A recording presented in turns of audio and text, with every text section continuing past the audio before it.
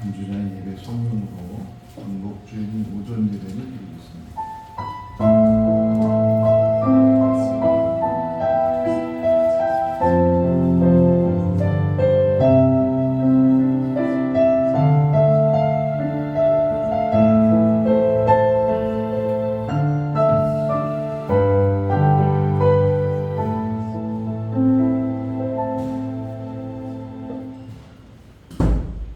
눈물을 흘리며 씨를 뿌리는 자는 기쁨으로 거두리로다. 울며 씨를 뿌리러 나가는 자는 반드시 기쁨으로 꼭꼭 식단을 가지고 돌아오리로다. 사랑과 은혜가 많으신 하나님 아버지, 무더운 여름 날씨가 지속되지만 저희들 건강을 지켜주시고 오늘 특별히 광복주일을 맞이하여 주의 백성들 주의 전에 모여 하나님 앞에 예배할 수 있도록 은혜 베풀어 주시면 감사합니다.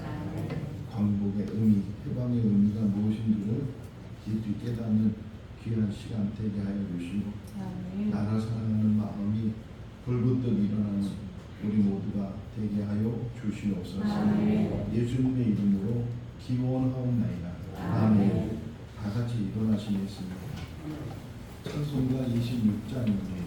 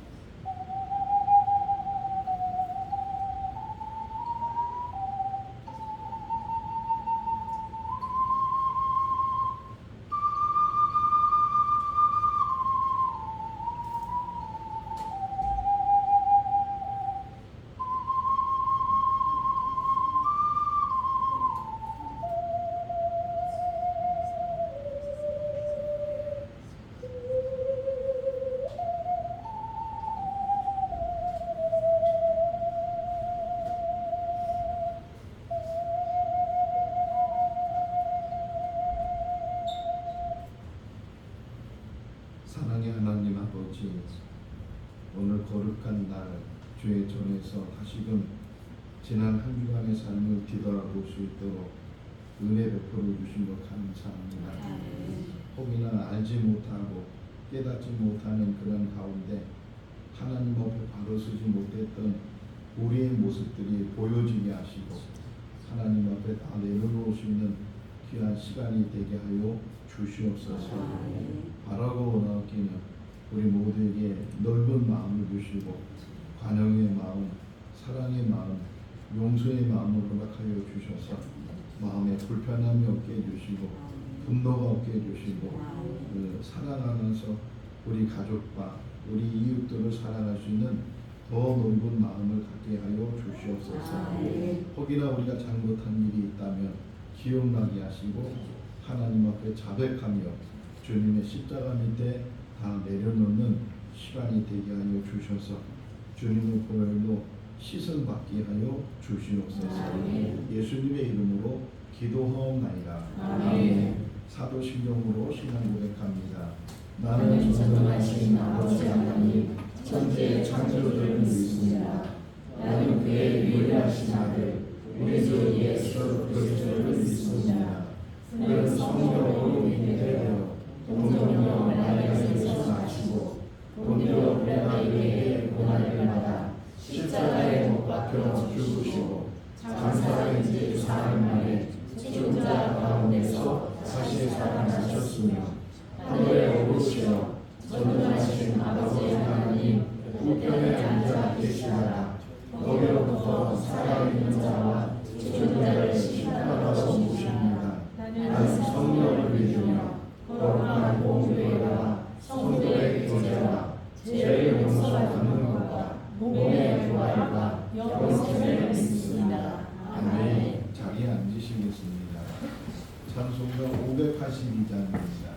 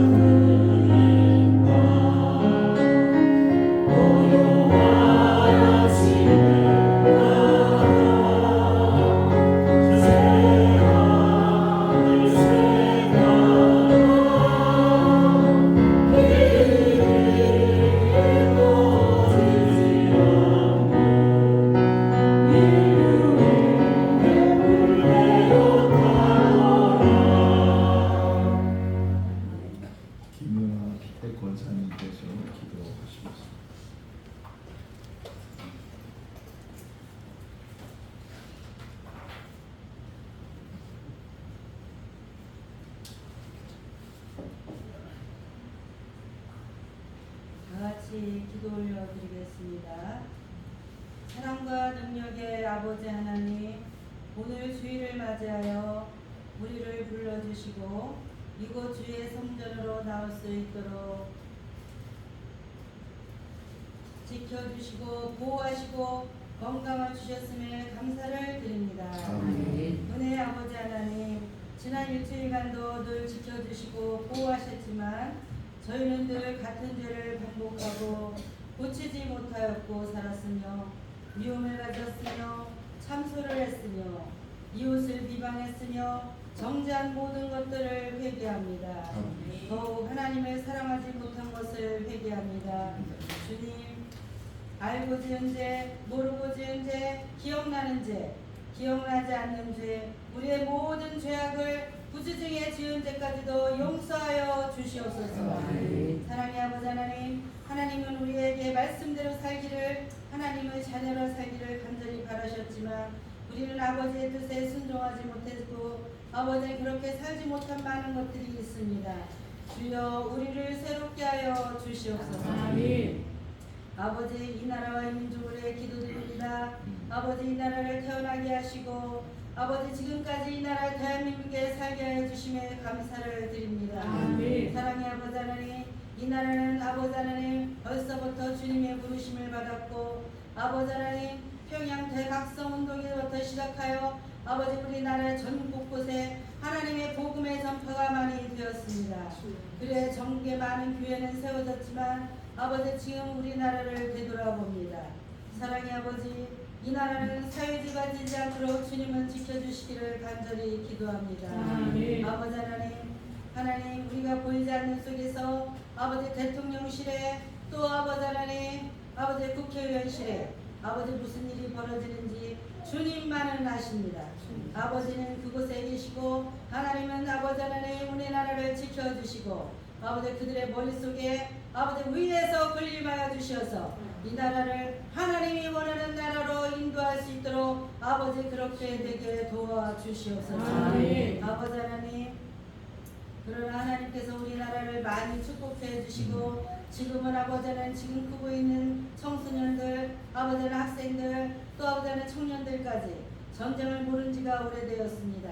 아버지는 이웃에는 아버지 미국도 러시아도 세계 곳곳에는 아버지 전쟁이 끊이지 않고 아버지 이란도 있으며 아버지 하나님 또한 아버지 하나님 이곳 저곳에 기근과 지진으로 소리가 지르고 많은 사람들이 죽어가고 있습니다.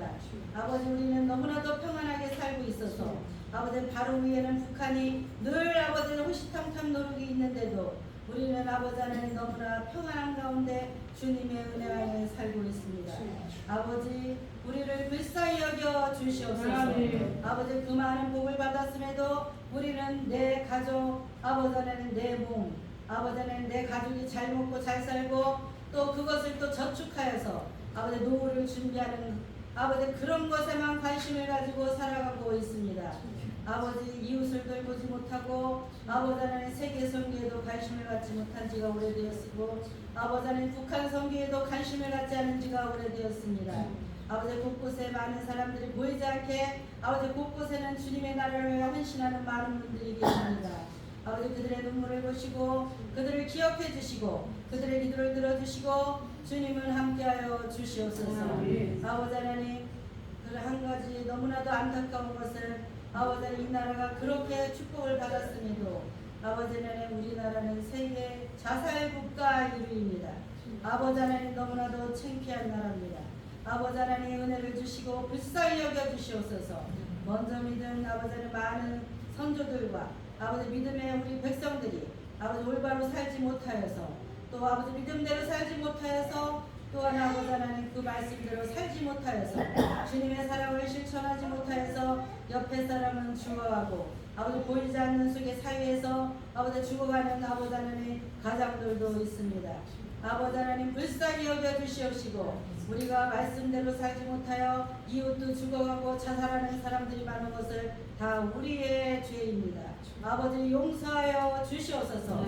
아버지 이제는 나누고 베풀고 아버지 가진 것을 아버지 하나님 2개 가졌으면 하나 나눠줄 줄 아는 우리 믿음의 백성들 되게 도와주시옵소서. 이 나라를 지켜주시고 아버지 하나님 앞으로는 더욱더 북한 선교에 관심을 갖도록 은혜를 주시옵소서.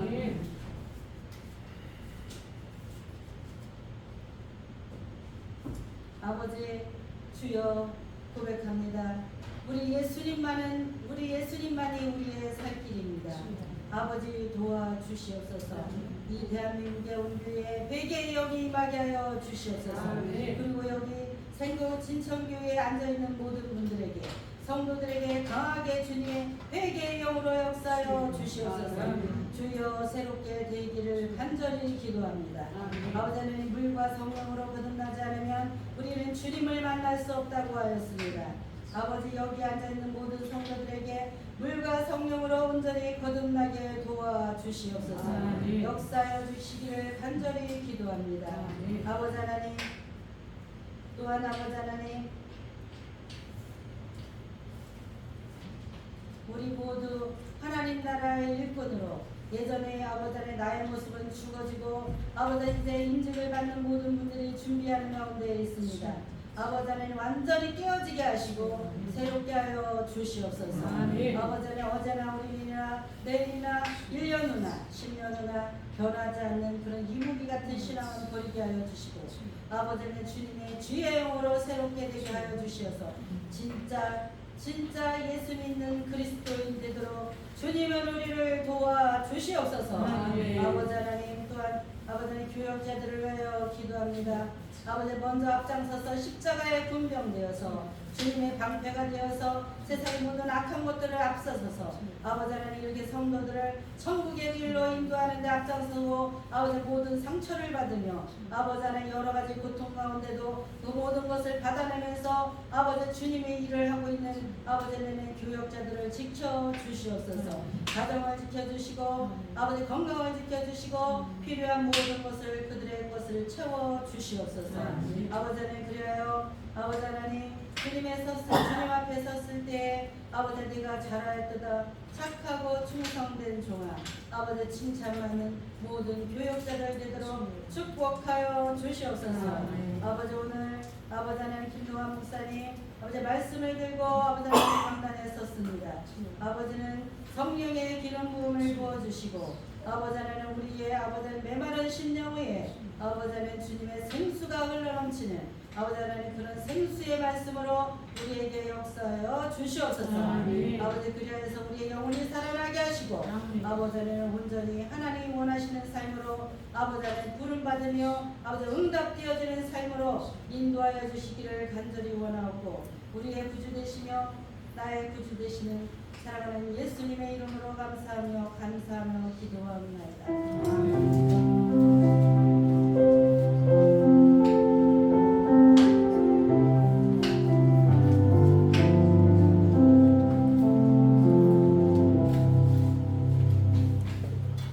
오늘 우리에게 주신 하나님의 말씀은 에스더 4장 4절부터 17절 말씀입니다. 구약성경 753조 에스더 4장 4절에서 17절 말씀 한 절씩 교독하겠습니다. 에스더의 시녀와 내시가 나와 전하니 왕후가 매우 근심하여 입은 의복을 모르드게에게 보내어 그 굵은 베옷을 벗기고자 하나 모르드게가 받지 아니하는지라. 에스더가 왕의 명령으로 자기에게 가까이 오는 내시 샥을 불러하여 모르드게에서 이것이 무슨 신명이요 무엇 때문인가 알아보라 하되 하닥이 대궐문 앞 성중 광장에 있는 모르드게에게 이르니 모르드게가 자기가 행한 모든 일과 하만이 유대인을 멸하려고 왕의 공고에 바치기로 한 그의 정확한 수를 하닥에게 말하고 또 유다인을 진멸하라고 수산궁에서 내린 조서 초본을 하닥에게 주어 에스더에게 보여 알게 하고 또 그에게 부탁하여 왕에게 나아가서 그 앞에서 자기 민족을 위하여 간절히 구하라 하니 하닥이 돌아와 모르드게의 말을 에스더에게 알리매 에스더가 하닥에게 이르되 너는 모르드게에게 전하기를 왕의 신하들과 왕의 납치가 있었느니 다 알거니와 남들을 막론하고 오름을 받지 아니하며 안뜰에 들어가서 왕에게 나가나 오직 죽이는 법이요 왕이 그 자에게 금리를 내밀어야 살 것이라. 이제 내가 부름을 입어 왕에게 나가지 못한 정치가 이미 30일이라 하라.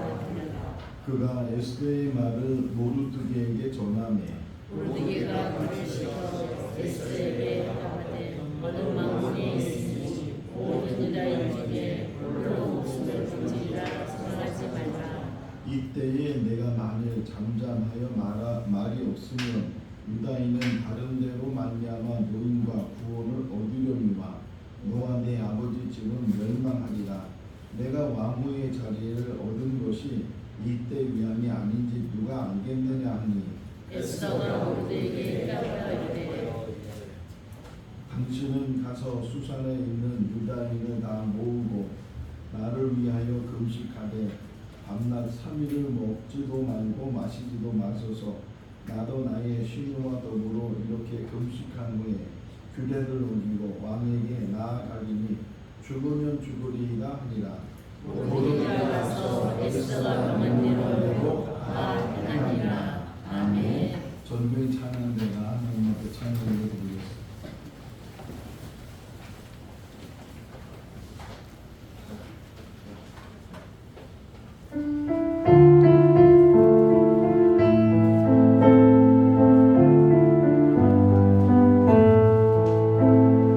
주를 위해 살아가요 십자가를 하나요 나의 욕심 무화명에 내려놓아야 하죠. 하지만 걱정하지 마요 나를 드리는 순간 아버지의 크신 소리 강하게 웃으시죠. 수많은 이들의 선배는 주를 위해 살았죠. 죽으면 죽으리라. 아버지의 기쁨의 눈물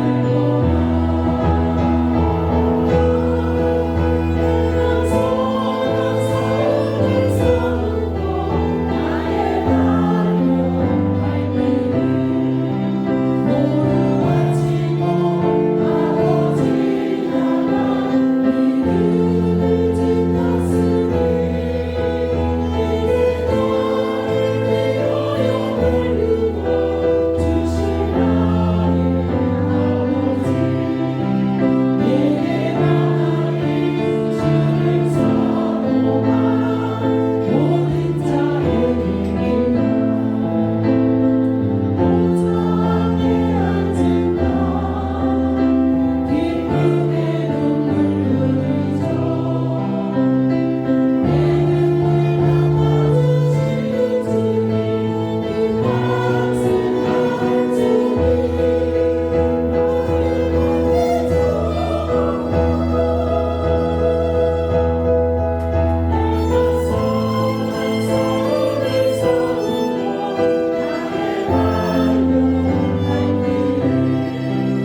그 말씀한 주님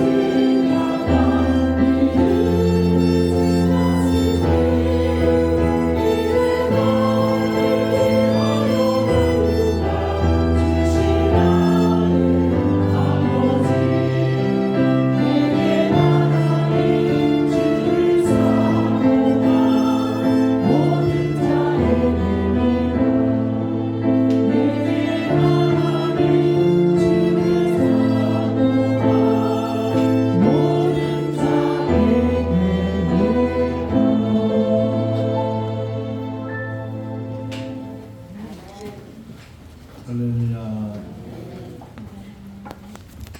무더운 여름 날씨가 계속됐고 이번 주간에도 비가 온다는 소식은 없지만 그럼에도 불구하고 이 여름은 지나가고 있습니다. 지난 금요일이 입추이고 또 돌아오는 금요일은 말복이기도 하고 또 말복이 지나다 보면 아침에는 서늘한 바람이 불게 오늘도 새벽에 일찍 일어나서 창문을 열어보니까 어제 비가 와서 그런지 서늘한 바람이 불었는데 이 더위도 곧 지나가게 될 줄로 믿습니다.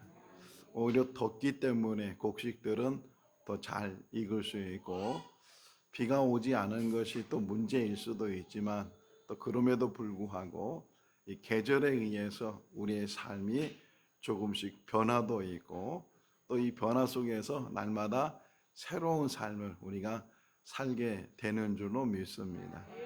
지금은 이렇게 에어컨이 있고 또 곳곳에 선풍기들이 돌아가고 그래서 어떻게 보면 실내에 있으면 더위를 잘 모르지만 저 어릴 때를 생각해 봤어요. 어릴 때는 선풍기는 고사하고 부채 하나 가지고서 그 더위를 식히기도 하고 또 너무 더우면 저희 어머니가 저에게 심부름을 시켜요. 그 어린 저에게 가서 얼음을 사오라고. 그런 어린이 걸음으로 우리 집에서 얼음 가게까지 한 10분에서 15분 정도 거리에 있어요. 그러면 불이나게 얼음 가게에 가서 그 얼음 가게 주인 아저씨에게 얼음을 좀 달라고. 그러면 큰 창고에서 커다란 얼음을 꺼내서 톱으로 그 얼음을 삭삭삭삭삭삭삭 썰어서 그래서 얼음을 새끼줄 같은 곳에 이렇게 꿰어서 주면 또 어린 마음에 이것도 빨리 가지 않으면 가다가 녹겠다 그런 생각으로 그냥 불이나게 또 그거 들고 헉헉거리면서 집에까지 가지고 가서 엄마 얼음 갖고 왔어요 막 그러면 어머니가 그 얼음을 받아서 오이냉채를 해주는 또는 수박을 잘라서 숟가락으로 수박을 퍼대면서 큰 통에다가 그거 넣고 그리고 화채를 또 해줘서 여름을 나기도 하고 그때 다시 생각해 보니까 수박은 그냥 먹어도 맛있는데 왜 화채를 해서 먹을까 생각해 보니까 물론 더 시원한 것도 있지만 양을 많이 해서 물도 집어넣고 그렇게 해서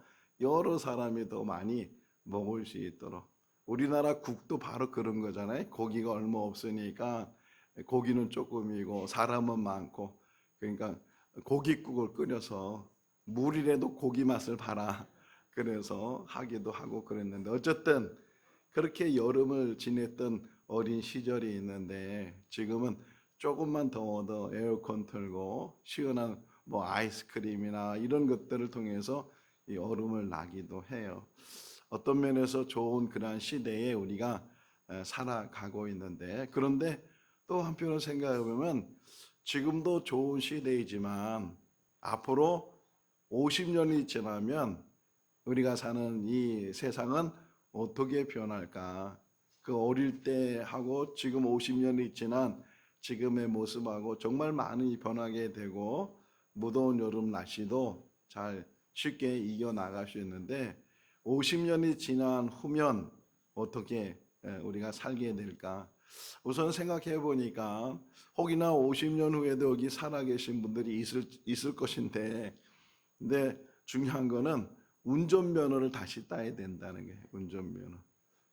그때가 되면 이제 자동차가 하늘을 날아다니니까 하늘을 날아다니는 자동차를 운전하려면 새롭게 운전면허를 따야 되고 지금 수학여행을 아이들이 일본으로 간대요. 일본으로 가기도 하고 여러 아시아 지역을 가기도 하고 근데 50년이 지나면 혹 수학여행을 달나라로 가지 않을까 생각도 해보고 또 신혼여행은 화성으로 가서 신혼여행을 보내고 오는 그런 때가 혹이나 상상을 초월하는 그러한 세상이 또 올 수도 있는데 중요한 것은 우리가 오늘을 잘 지켜야 우리 다음 세대들, 우리 자녀들, 자손들에게 이 좋은 세상을 물려줄 수 있다는 거예요. 이제 광복주일인데 너무 또 광복절이 15일이 저 토요일에 있으니까 멀어 보이기도 하지만 또 광복절 지난 다음에 광복주를 지키는 것보다는 광복절이 지나기 전에 광복주의를 통해서 우리가 다시금 나라가 얼마나 소중한가. 그나마 그래도 우리가 이렇게 잘 살고 자유롭게 살 수 있는 것은 우리의 선조들, 순국하신 분들, 특별히 일본에 의해서 식민지로 살았던 이 나라 독립을 위해서 자기 생명까지도 희생했던 그런 순국 열사들에 의해서 이 나라가 다시금 회복이 됐고, 물론 강대국에 의해서 일본이 항복을 했지만, 그러나 그 기초는 우리 선조들의 희생과 선조들의 나라 사랑, 그런 모습들이 지금 우리가 이렇게 누리고 있는 것처럼 우리들도 책임이 있다면, 의무가 있다면 이 나라가 오늘 우리 김 권사님이 기도한 것처럼 사회주의나 공산주의로 변하지 않도록 민주국가로 세워진 이 나라가 다른 체제에 의해서 자유를 잃어버린다든가 아니면 종교의 억압을 당하는 그런 때가 오지 않도록 이 나라를 우리가 잘 지켜나가야 될 줄로 믿습니다. 일본이 우리나라 식민지로 하기 전에도 일본이 직간접으로 간섭을 하게 되고 많은 것들을 수탈해 갔는데, 특별히 합법적으로 1910년 8월 29일 날 한일 합병 조약이라는 것을 맺었어요. 그 해가 경술년이 있기 때문에 경술치국이라고도 말을 하게 되는데, 그때 정식으로 이제 고종이 도장을 찍고 또 이 히로부미가 도장을 찍고 조약을 맺어서 우리나라가 그때부터 식민지가 됐어요. 해방을 맞이하는 1945년까지 흔히 36년이라고 하잖아요. 그게 바로 1910년도부터 시작된 그런 식민지. 일본이 우리나라에게 내건 슬로건이 뭐냐면 잘 살게 해주겠다는 거예요. 잘 살게 해주겠다. 우리나라처럼, 일본 말하는 거예요. 우리나라처럼 너희 나라도 잘 살게 해주겠다. 그러면서 조약을 맺었지만 오히려 더 못 살게 되고 더 빼앗기게 되고, 그간에 가져간 보물들, 얼마나 많은 보물들이 지금까지도 일본에 있는지 몰라요. 지금도 돌려주지 않은 그런 것들이 너무 많이 있고, 혹이나 남대문 동대문도 옮길 수 있었으면 그들이 가져갈 판이었어요. 그런 많은 것들을 수탈해냈던 그 일본 사람들, 저 전라도 쪽으로 가면 평야가 많아서 곡물들이 거기서 다 이제 생산이 되는데, 군산항을 통해서 모든 많은 곡물들을 일본으로 가져가기도 하고, 부산항을 통해서 많은 보물들, 유물들, 국보들 이런 것들을 가져간 사람들이 일본 사람들이고, 그래서 일본 사람이라기보다는 일본 이렇게 하잖아요. 그런 식민지 때가 우리에게 있었다는 거예요. 특별히 일본은 지금도, 일본에 가보면 아시겠지만 미신의 나라예요. 그들이 섬기는 신들이 어마어마하고 또 풍수지리 이런 것들에 대해서 관심을 갖기도 하고, 그래서 일본이 우리나라를 식민지화하면서 그들이 우리나라가 독립되지 못하도록 산마다 정기가 있다는 게, 제가 어릴 때 신림동에 살았는데 신림동에는 관악산이 있어요. 관악산. 근데 그 관악산이 어떤 곳이냐, 지금의 그 경복궁과 광화문에서 날 좋은 날 멀리 내다보면 정면으로 보이는 산이 관악산이. 그 관악산에서 전기가 흘러서 이 나라가 지금 세워져 나가고 있다라고 일본이 생각한 거예요. 또 이 뒤편에 경복궁과 광화문 뒤편에 병풍처럼 세워진 산들이 인왕산, 북악산 이런 산들이 병풍처럼 둘러싸고 있어요. 그래서 일본 사람들이 생각할 때 저기에 전기를 막으면 도저히 대한민국은 일어날 수 없다. 그래서 풍수지리 하는 사람들을 앞세워서 저 관악산에, 그리고 저 뒤에 있는 북악산, 인왕산, 저쪽으로 가면 안산 이런 산들이 있는데 그 산마다 다니면서 새 말뚝을 박았어요. 전기가 흐르지 못하도록, 전기가 끊어지도록. 그래서 우리가 해방을 맞이해서 또 그것들을 찾아서 뽑아내기도 했는데 지금까지도 다 뽑지 못하고 있어요. 뭐 그거 뽑는다고 또 그거 박는다고 그래서 나라가 뭐 흥하거나 망하거나 그러지 않을 텐데, 어쨌든 그렇게 일본 사람들이 우리를 지배하면서 식민지로 찬탈해가면서 우리의 정규를 죽이고, 심지어는 마지막 때에는 우리 이름까지도 한국말을 쓰지 못하도록, 한국 이름을 갖지 못하도록 창씨 개명을 하고 이런 일들이 있었어요. 그나마 그래도 1945년 8월 15일 흔히 일본 사람들이 말하는 천황, 그 천황이 라디오를 통해서 무조건 항복을 선언하게 되고 그때 우리나라가 해방을 맞이했어요. 근데 놀라운 일은 해방 소식이 들려지자마자 우리나라 국민들이 다 거리로 나오게 됐는데 그 손에 태극기가 들려 있었다는 거예요. 어떻게 태극기를 가지고 있었는지 그 태극기를 들고 나와서 대한독립 만세, 대한민국 만세, 만세를 외치고 자유를 찾고 해방을 되는데, 그런데 우리는 정말 참 자유를 찾고 참 해방을 얻은 줄 알았는데 알고 보니까 새로운 또 통치가 시작이 돼요. 흔히 말하는 신탁 통치라고 해서 강대국끼리 서로 이야기하고 회담하고 그러면서 우리하고는 전혀 우리 의사나 우리 의견은 전혀 배려하지 않고 자기들끼리 선을 그어서 우리나라를 가운데 갈라보니까 38선이 그 38선에다가 줄을 그어가지고서 남쪽은 미국이 북쪽은 소련이 신탁 통치한다. 그래서 그나마 감사한 일이 있다면 남쪽이 소련이 아니고 미국이, 소련은 사회주의 국가, 공산주의 국가였고 미국은 자유주의 국가였고, 그나마 그래도 우리나라가 이렇게 나라를 세우고 건국이 되고 대통령을 뽑고 국회의원과 헌법을 만들고 이렇게 할 수 있었던 거 그나마 하나님께서 간섭하시고 남한에게, 아니 우리나라에게 할 일을 주셨기 때문에 오늘 김 권사님이 제 설교를 다 했어요. 너무 감사해요. 그 우리나라에게 주신 사명이 있기 때문에 하나님께서 그나마 그 반으로 갈라진 그 남한을 하나님께서 자유주의 국가로 세워주시고, 또 교회가 얼마나 많이 세워지는지 기차 타고 한번 가보세요. 고속도로 타고 한번 가보세요. 아무리 시골이라도 교회 십자가가 보이고 곳곳마다 다 교회가 세워진 것은 물론 신앙이 좋아서 그렇게 교회들이 많이 세워졌지만 하나님의 역사가 우리 가운데 있는 줄로 믿습니다. 반면에 북한은 소련이 사회주의 국가가, 공산주의 국가가 거기를 신탁하면서 김일성을 내세워서 사회주의 국가로 만들어서 모든 개인의 사유 재산은 다 몰수시키고 국가가 그 모든 것들을 갖게 하고 심지어는 인권까지도 말살시키는, 그들이 또 내내온 슬로건이 뭐냐, 일본이 내었던 것처럼 잘 살게 해주겠다, 모두가 다 잘 살게 해주겠다, 인민이 잘 살아야 된다, 그런 슬로건을 내렸지만 그 결과 우리가 보는 것처럼 지금도 저 북한의 어린아이들은 죽어가고 있어요.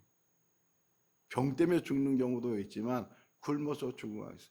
먹을 양식이 없는 그런 체제 속에서 지금 허덕이고 아파하고 힘들어하는 그런 북한 주민들도 있게 돼요. 역사적으로 다시 좀 얘기를 하면 그 해방되기 전부터 평양이라는 곳이 중요한데 그 평양 안에는요 흔히 말하기를 동양의 예루살렘이라고 할 정도로 신앙의 부흥이 있었어요. 아까 기도한 것 중에 1907년도 평양 대각성운동이라는 길선조 목사님을 중심으로 해서 그땐 장로님이었는데 그분 중심으로 해서 큰 부흥의 역사가 그 평양에서 산정교회를 중심으로 해서 또 조마식 선생이나 이런 정말 훌륭한 신앙인들을 통해서 그 예루살렘처럼 그 평양의 신앙의 뜨거운 그런 곳이었는데 해방을 맞이하고 공산주의, 사회주의가 거기를 지배하면서 통치하면서 오히려 전쟁 때문에 그 믿음의 사람들이 남한으로 내려올 수 있는 기회를 갖게 되고 그들이 중심이 돼서 영락교회나 이런 모든 교회들은 북한에서 내려온 사람들이 세운 그런 교회이기도 한데 한경진 목사님이나 이런 분들 다 신의주에서 또 여러 북한에 있는 곳에서 신앙생활하다가 이제 일사후퇴 때 그들이 다 내려오시고 그래서 오히려 평양은 폐쇄되고 평양은 무너지고 교회가 무너지게 되고 뭐 지하교회 말하지만 지금도 지하교회가 존재하지 못할 정도로 그렇게 통제를 하고 지하교인들 찾아볼래야 찾아볼 수 없는, 없지는 않지만 드러내지 못하는 그런 상황 속에서 그들이 살아가고 있어요. 어떤 면에서는 정말 우리가 이렇게 자유롭게 신앙생활을 하고 있지만 우리 북한 주민들을 위해서도 기도해야 되고, 지도자가 얼마나 중요한지 몰라요. 우리나라도 마찬가지.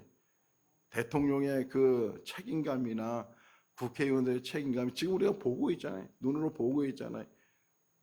혹이나 대통령이 농담하는 말 한마디가, 그저는 본인은 농담이라고 말하지만 그 농담이라는 말이 국민들에게는 큰 피해를 주게 되고, 국회의원들이 이따 다시 좀 얘기하겠지만 자기들이 내세운 그러한 의결하는 것들, 그런 것들이 국민에게 유익을 주는지 국민을 위한 일인지 이런 것들을 깊이 생각하면서 의결을 하고 법을 세워 나가야 되는데, 소수의 어떤 무리들, 자기들 무리들을 위해서만 그것을 유용하게 쓰려고 법을 만들거나 그것을 시작하게 되면 다수의 국민들은, 정말 힘이 없는 서민들이나 국민들에게는 큰 피해를 갖게 되는 그러한 일들이 있게 됐다. 제가 어렸을 때 물론 서울에 살았지만 청주에 자주 오게 되고 청주에 대한 이야기를 많이 듣게 되는데, 청주로 오면 이제 고속버스를 타고 톨게이트를 지나서 청주 들어가는 길목이 얼마나 아름다운지 몰라요. 나무 가로수가 터널처럼 만들어져 가지고서 그 안에 들어가면 몇 킬로를 그냥 터널로 지나가는 것처럼. 근데 박정희 대통령 때인데, 박정희 대통령이 청주 순방을 해서 그렇게 그 톨게이트 지나서 거기를 지나가면서 참 좋다 이런 말 한마디 하면서 들어갔어요. 근데 거기서 쭉 직선으로 가다 보면 맨 마지막 다다르는 곳이 지금의 상당공원이에요. 근데 그 당시에는 박정희 대통령이 청주에 순방 올 때는 상당공원이라는 것이 없었어요. 저도 그 건물을 기억하는데 건물 하나가 똥으로 막혀 있어요. 그리고 바로 옆에가 도청이고 이쪽은 이제 내덕동이나 율량동이나 가는 길인데, 근데 이제 박정희 대통령이 정말 기분 좋게 그 나무 터널을 지나서 청주 안으로 들어왔는데, 막상 막다른 길에 큰 건물 하나가 막혀 있으니까 그 박 대통령이 옆에 있는 보좌관에게 저게 뭐냐고 이렇게 물었어요.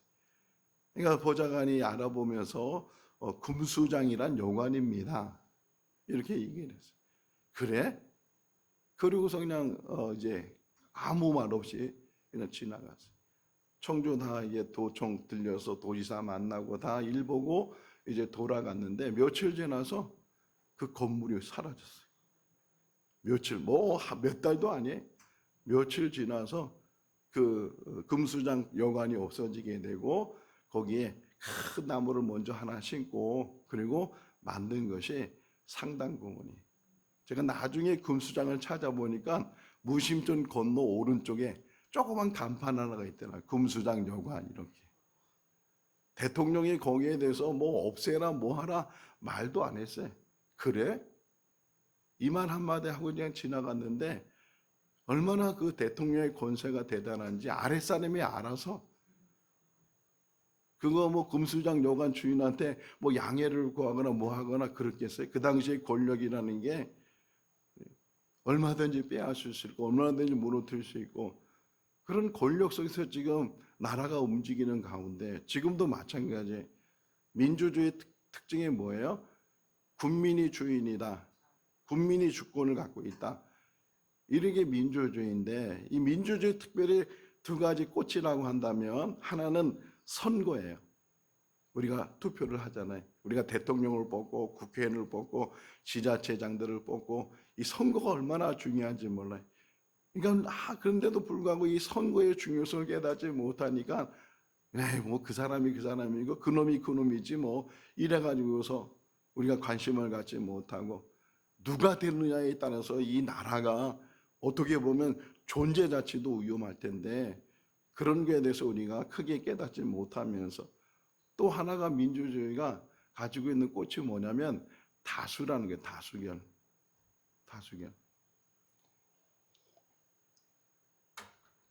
그런데 이 다수결이라는 것에 전제가 있어요.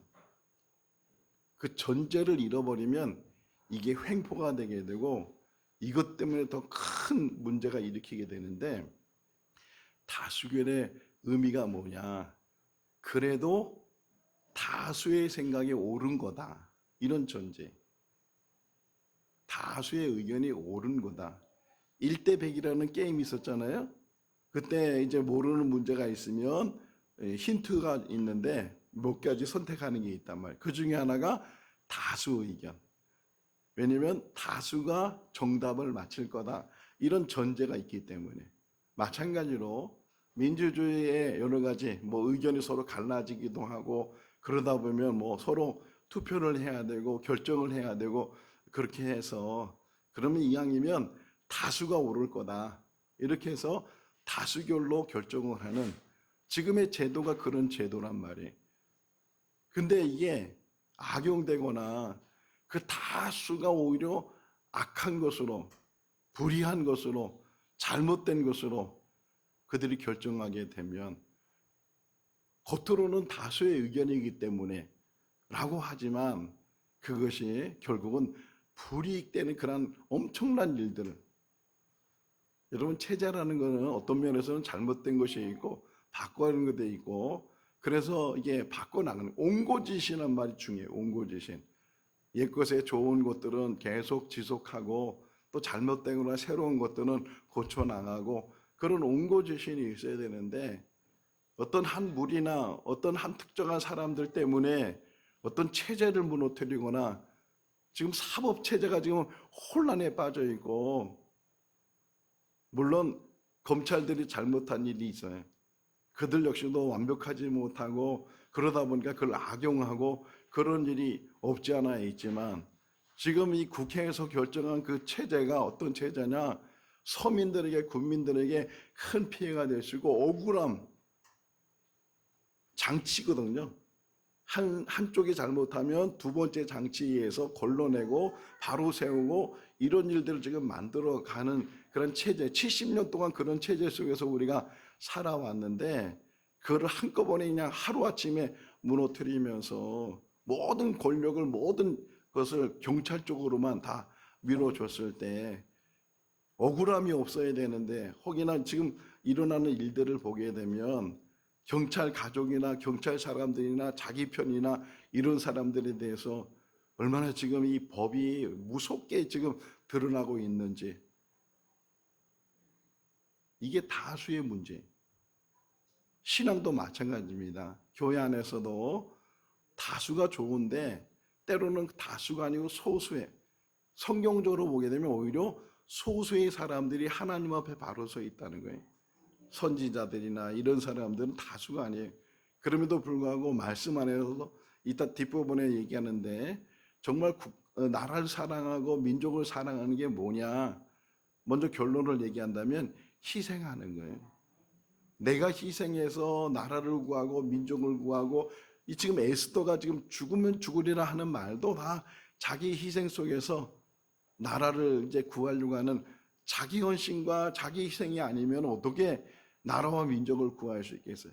근데 많은 정치인들이, 많은 사람들이 자기는 안 죽으려고 하고 자기 희생은 없다고 하고, 그래서 남을 희생시키고 남을 죽이고 이래가지고서 어떤 일을 이루려고 하니까 그게 제대로 세워지지 못하고 있다는 거예요.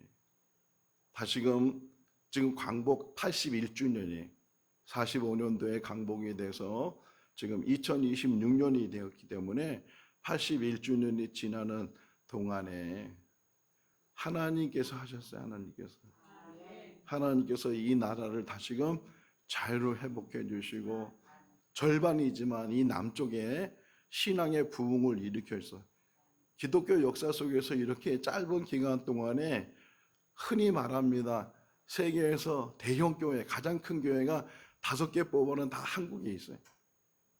수십만 명이 모이는 교회를 시작해서 그런 한국의 부흥의 역사를 이뤘는데, 근데 왜 그러셨을까를 깊이 생각해 보면 그나마 그래도 그 사명을 감당했어요. 이제까지. 그 사명이 뭐냐? 선교였어요. 사도행전 1장 8절 말씀에 있는 것처럼 성령이 임하시면 너희는 권능을 받고 예루살렘과 사마리아 온 유다를 다 다니면서 복음을 전하는 거예요. 땅끝까지 복음을 전하라. 이 마지막 때 하나님께서 한국을 택하시고 이 남한의 이 믿는 사람을 택하셔서 그래서 복음을 전하는 선교하는 일을 감당하는, 흔히 그래요. 미국 다음으로 선교를 많이 하는 나라가 대한민국이다. 지금도 그런 말을 하고 있는데, 그런데 어느 때부터인지 교회가 부자가 되고 교회 뭐 재정이 넉넉해지면서 그 선교하는 쪽으로 사용하는 것이 아니고 어느 쪽으로 사용해요? 건축하고. 이왕이면 큰 교회를 짓자, 큰 건물을 짓자. 나쁜 건 아니에요. 큰 건물이 있고 좋은 시설이 있고 그러면 신앙생활도 더 그 안에서 편안히 잘 할 수 있고, 그런데 그렇게 하다 보니까 무리하게 되고 건축교회 하는 교회마다 빛이 없는 교회가 없잖아요. 빛이 많다 보니까 선교를 줄여야 되고 선교사 10명을 파송했던 교회가 5명으로 줄이고 이런 일들이 지금 현실적으로 한국 교회 안에 일어나고 있다는 게, 우리 교회도 예외는 아니잖아요. 건물을 매입하면서 많은 대출을 받게 되고 이런 것 때문에 다른 일을 하지 못하고 우선은 이것 해결해야 된다고 하는 그러한 생각들 때문에 한국 교회가 점점 파송했던 선교사를 다시금 불러들이고 선교비를 끊고 하는 일들이 계속 일어나고 있다는 거예요. 제가 미국에서 많이 살진 않았지만 미국에 있을 때 시간 날 때마다 여러 교회를 다녔어요. 미국 현지 교회도 다녀보고 또 한인 교회들도 다녀보고. 근데 여러 교회를 다녀봤는데 지금도 설교를 준비하면서 지금도 생각나는 교회가 딱 하나 있어요. 그 교회 이름이 은혜 한인 교회, LA에 있는 교회인데 1982년도에 창립이 됐고, 제가 내용을 다시 한번 찾아봤는데 그 82년도에 시작하면서부터 그들은 선교사를 파송하기 시작했어요. 개척교회가 괌으로 또 어디로 이렇게 선교사를 파송하고, 그 해에 11월 달쯤에 김광신이라는 목사님이 부임하면서 본격적으로 그 교회가 선교하는 교회로, 지금도 수백 명의 선교사를 파송했어요. 수십 명도 아니에요. 수명도 아니에요. 수백 명의 선교사를 지금도 그 교회가 파송하고 있고, 어제도 홈페이지에 들어가 보니까 다 내용이 선교사에 관한 내용이, 선교사들 자녀들 MK라고 하는데 그 MK들 교육시켜주는 거 뭐 이런 일들. 그 교회 김광식 목사님과 그 은혜 한인교회 성도들이 시작할 때 그 마음가짐은 슬로건이 뭐였냐면 한 가정이 한 선교사. 어려운 부분이잖아요. 한 가정이 어떻게 한 선교사를 책임질 수 있겠어요. 그런데도 그런 슬로건 속에서 선교하는 일을 계속 지속하고, 우리 교회도 한국 교회도 뭐 건축하는 거, 사람 많이 모이는 거, 물론 많이 모여야 큰 일도 할 수 있고 건물이 좋아야 반듯해야 사람, 이런 개척교회 사람들이 안 오잖아요. 뭐 잘 짓고 큰 교회고 이런 교회는 오지 말라 그래도 사람들이 막 들어오고 등록하고 막 더 사람들이 늘어나고, 물론 나쁜 일은 아닌데 정말 본질이 뭔지, 하나님이 왜 해방시켜 주시고 이 80년 동안 지켜주시고 한국교회를 부흥시켜 주셨는가 하는 그 일에 대해서 깊이 생각해야 되고, 오늘 에스더서 다시 결론적으로 말씀을 드리면, 지금 하만이라는 자가 지금 유대인들을 말살시키려고 모르드게가 이 왕후가 되어 있는 에스더에게 전가를 보내서 이러이러하니 네가 왕 앞에 나가라. 근데 문제는 아무 때나 왕 앞에 나갈 수가 없다는 게, 왕이 불러야 나가는데 벌써 왕이 자기를 안 불른 지가 30일이 지나 한 달 정도를 왕이 부르질 않아서, 그래서 함부로 왕 앞에 나갈 수가 없다는 게, 나가고 싶다고 해서 나갈 수가 없고, 법으로 보면은 왕 앞에 함부로 나오는 자들은 다 죽인다. 단 한 가지 예외가 있다면 왕이 들고 있는 지팡이, 금귀, 이 금귀를 내밀 때만 산다. 근데 에스더가 내가 나가면 왕은 반드시 금귀를 내밀 거야, 이런 생각이 아니거든요. 그러니까 죽으면 죽이라는 말이 뭐냐면 내가 혹이나 왕이 금귀를 내리지 않고 나를 죽인다 할지라도 저 유대 백성을 위해서라면 나 한 사람은 희생하겠다. 그래서 금식 3일 동안 금식, 그것도 유대인들에게도 부탁해서 같이 금식해달라고, 내 한 몸 내가 희생해서라도 민족을 살리는 일에 내가 하나의 미랄이 되겠다고.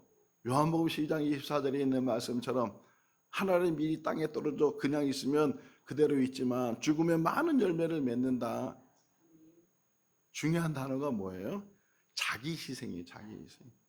국가를 위해서, 민족을 위해서. 정치인들 보세요. 참 어느 당에서는 대표 이제 그만두라고 그랬는데도 끝까지 그거 붙들고, 물론 그 자리에 있어서 권력, 그 자리에 있어서 대접받는 일들이 남다르겠지만 내가 정말 그 자리에 있어야 되는지, 지켜야 되는지, 새로운 사람을 세워야 되는지, 심지어는 대통령까지도 마찬가지, 국회에 있는 사람들도 마찬가지고, 그게 정말 자기 어떤 밥줄이고 자기 출세길이고 부욕해 되는 그런 걸로 자기 희생이 없으면 민족을 살릴 수 있고 국가를 세울 수가 없어요.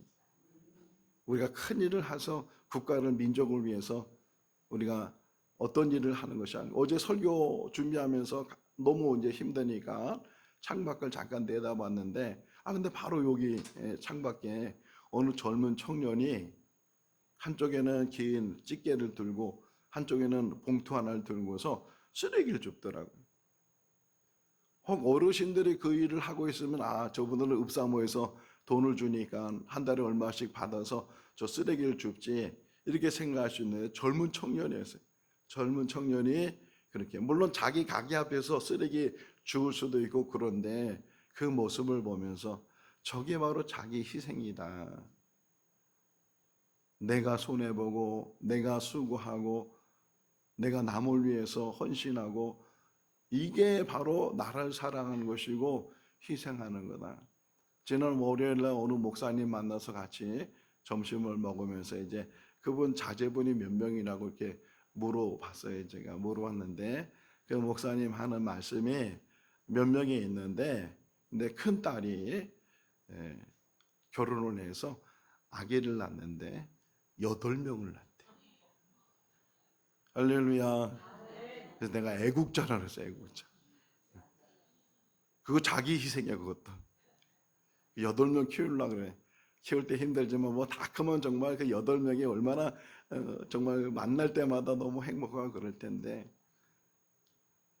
나는 손해보려고 하지 않고 나는 희생하려고 하지 않고 내 이익만 챙기고 그런 기득권적인 삶이 아니고, 정말 나라와 민족에서 에스더가 죽으면 죽으리라, 안중근한 보장 속에서 왕 앞에 나가는 것이 아니고, 나 한 사람이 희생해서라도 내가 그 뜻을 이루지 못한다 할지라도 내가 나서겠다.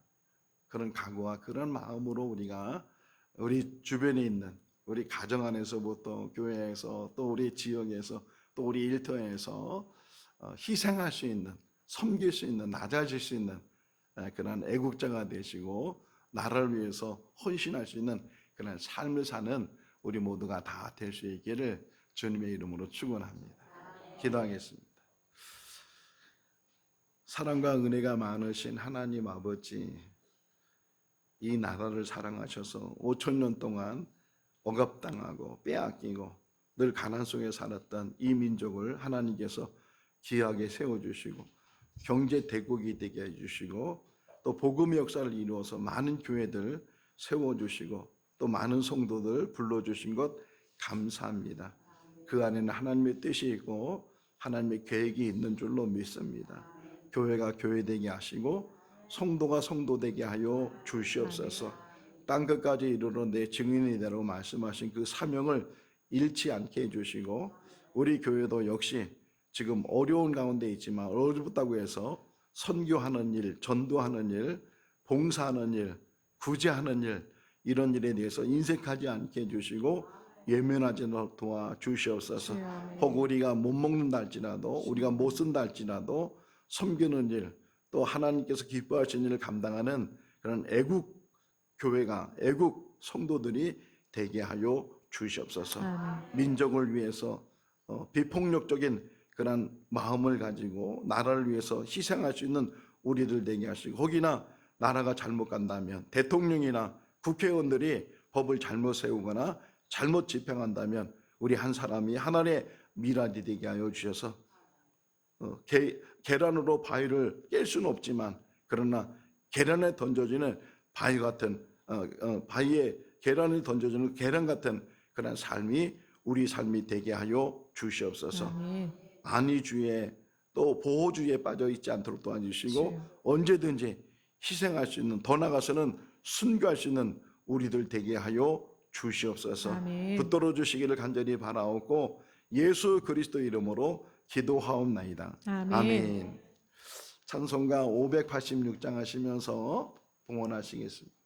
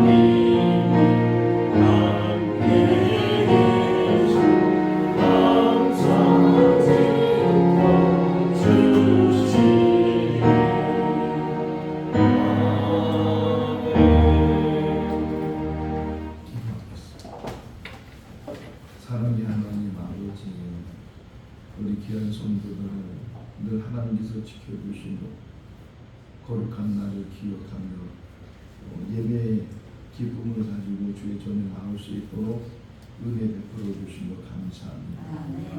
또한 하나님 앞에 나올 때 빈손으로 나오지 아니하고 하나님 앞에 귀한 예물로 구별하여 드리는 그 손길들마다 복되게 하여 주시옵소서. 어렵지만 힘들지만 또 하나님의 것은 하나님의 것으로 구별된 그 마음과 그 믿음을 받아 주시옵소서. 이것이 하나님 나라에 쌓일 뿐만 아니라 이 예물이 쓰이는 곳에 복음이 역사가 일어나게 하시고 또 이것이 교회뿐만 아니라 선교하는 일에 전도하는 일에 구제하는 일에도 잘 사용되게 하여 주시옵소서. 감사드리고 예수님의 이름으로 기도하옵나이다. 아멘. 우리 주보를 모시겠습니다. 우리 암송 구절 시편 126편 5절인데 한번 세 번 읽어보겠습니다. 눈물을 흘리며 시를 그리는 자는 기쁨으로 거두리로다. 눈물을 흘리며 시를 그리는 자는 기쁨으로 거두리로다. 눈물을 흘리며 시를 그리는 자는 기쁨으로 거두리로다. 시편 126편 5절 시작. 눈물을 흘리며 시를 그리는 자는 기쁨으로 거두리로다. 아멘. 이 시편 126편은 바벨론에 끌려갔다가 돌아오기 전에 거기서 불렀던 그런 노래이기도 해요. 70년 동안 못 당하다가 다시금 태방을 맞이해서 돌아오는 그 이스라엘 백성들이 하나님께 감사하며 이렇게 눈물이 나지만 그러나 반드시 열매를 얻게 된다. 이런 고백이기도 합니다.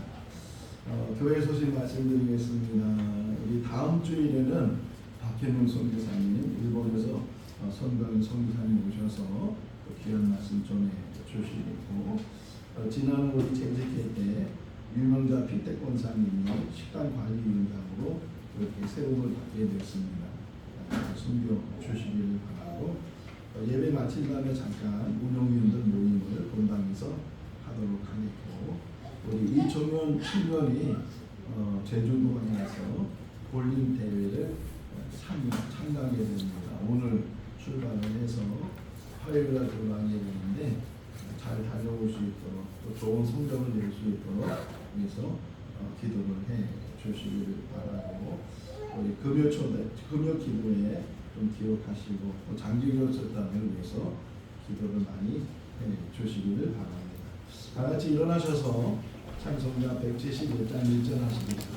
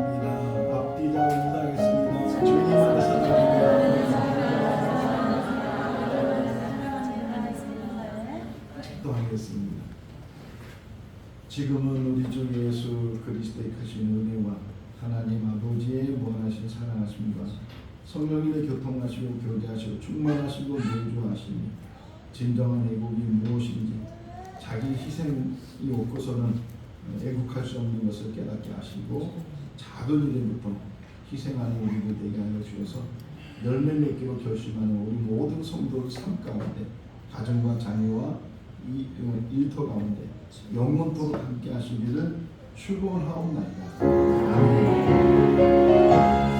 아멘.